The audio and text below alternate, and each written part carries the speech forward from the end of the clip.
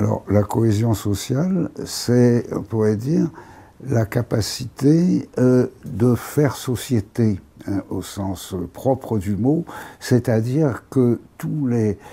individus, les membres d'une société, sont reliés entre eux par des relations d'interdépendance ou de solidarité, et donc forment un tout relativement cohérent.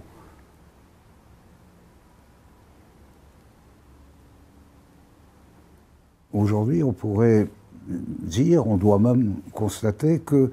cette cohésion sociale est menacée, parce qu'il y a des individus ou des groupes, d'ailleurs, qui se détachent de cet ensemble de relations d'interdépendance avec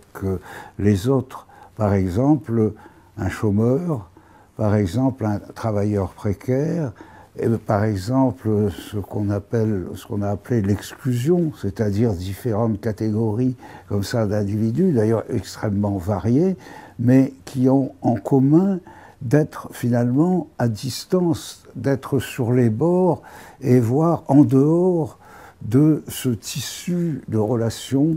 d'interdépendance qui forme, je crois, l'unité ou la cohésion ou la cohérence d'une société.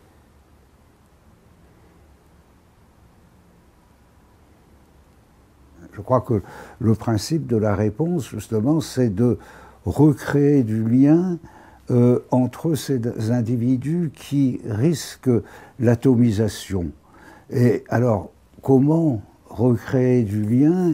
C'est là que ça devient compliqué et difficile à réaliser. Moi, je pense effectivement que c'est en reconstituant de nouveaux droits,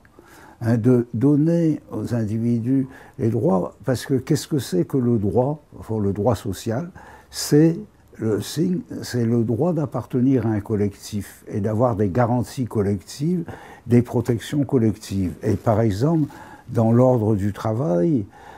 à la place justement d'une mobilité sauvage du monde du travail, hein, qui font que justement les individus perdent leur emploi, passent d'un emploi à un autre emploi qu'ils ne sont pas préparés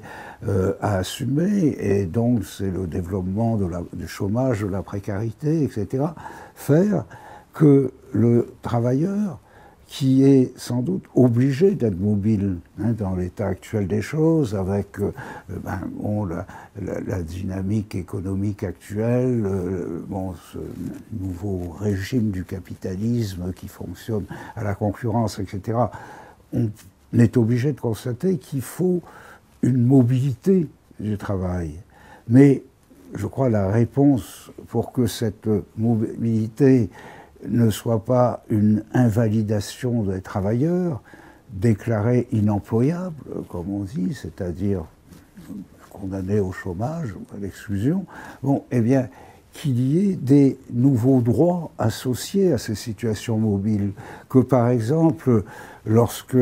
un travailleur est obligé de changer d'emploi, ça veut dire qu'il doit sans doute se recycler pour être apte à occuper un nouvel emploi, au lieu d'être déclaré inemployable, justement. Et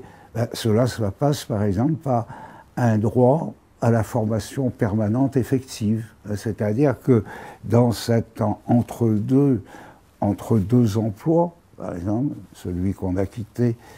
celui qu'il faut retrouver, bon, il y a des procédures qui soient mises en place. C'est d'ailleurs esquissé, hein, il est censé y avoir une formation permanente, simplement elle est devenue insuffisante par rapport à l'ampleur, le nombre justement des transitions, emploi, non-emploi dans le monde du travail, donc il faudrait la renforcer et faire que ce soit véritablement un droit auquel toute personne dans cette situation de précarité, de mobilité, ait le droit. Et je crois que c'est un exemple, enfin il y en aurait d'autres, mais de ce qu'il serait sans doute nécessaire de faire pour retisser justement du lien, mais je crois justement par l'intermédiaire d'un redéploiement d'un nouveau type de droit adapté à ces situations de mobilité de plus en plus grande de la société moderne.